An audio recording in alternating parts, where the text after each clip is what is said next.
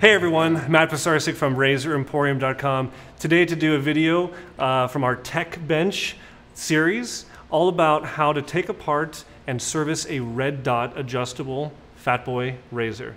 Let's get started. So the very first step for me is always to kind of look over my work, kind of take an assessment of what I need to do here. This razor is already in great condition, and truth be told, it actually had come to us for a tune-up service about a year ago, and the customer was very excited to have us do a filming of it, so it really just came here to be taken apart and put back together. But we decided to do a little cleaning while we were at it. So step one is to use our pair of kind of modified needle nose pliers that have been sanded at the tips to have a much narrower profile, and we're going to use that to unscrew the bottom retaining plate. Once that plate is taken off, you're going to see a small kind of C-clip, C-ring, that's really just meant to provide a little tension. It's kind of bent on its side just a little bit. So pull that out, be very careful not to use that.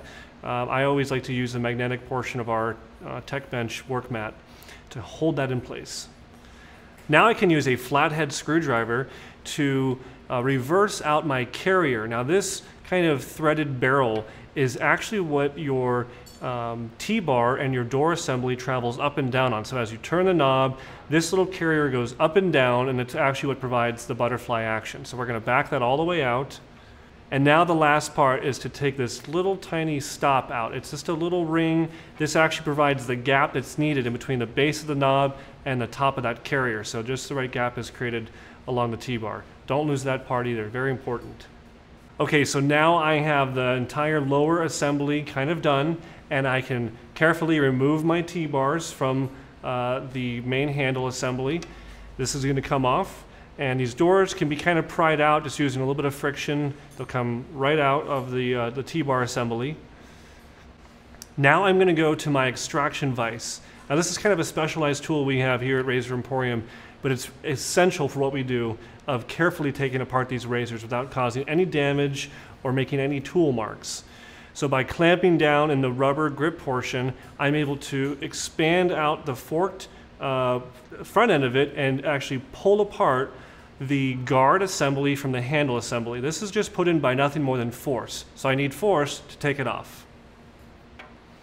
Now you'll see there is your blade tray that the blade actually travels up and down on. We have our compression spring and we have our guard. This is your top kind of assembly. My dial can now come off, and I will be able to clean all these internal parts a lot better. We've now run the parts through the ultrasonic machine that had some soap scum. Luckily the inside still looks pretty good from the tune-up about a year ago, and we can now start the process of getting this back together. But if this was a tune-up service, I would have gone to my polishing lathe and had started the process of using the brass wheel and using our polishing wheel to get all the pieces into perfect condition once again. Okay, so we have our blade adjuster tray, we have our compression spring, we have our guard, and we have our nut. I'm going to put these pieces back together. I'm going to put the nut all the way to the top. It should end on number 1. I'm going to back it down just maybe 1/8 of rotation to the first number 9 position. Right now you should see the number 9 almost touching the red dot. That's how you know you're in the right spot. So we're going to take this over to our arbor press, and using a special piece of plastic that is molded for the right size of the blade tray, we're going to compress all the parts back together. Now this is done with simply force, and this piece of plastic is made so that I don't bend the blade tray out of whack. Doing so would result in an uneven blade gap.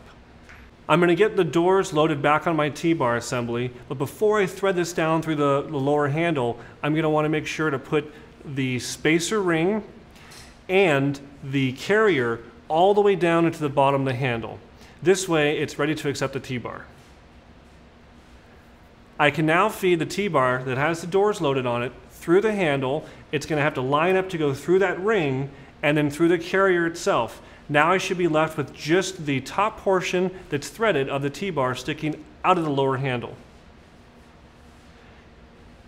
At this point, I'm ready to put the little bent compression spring back down into the carrier assembly, and now carefully put my bottom retention plate back in place.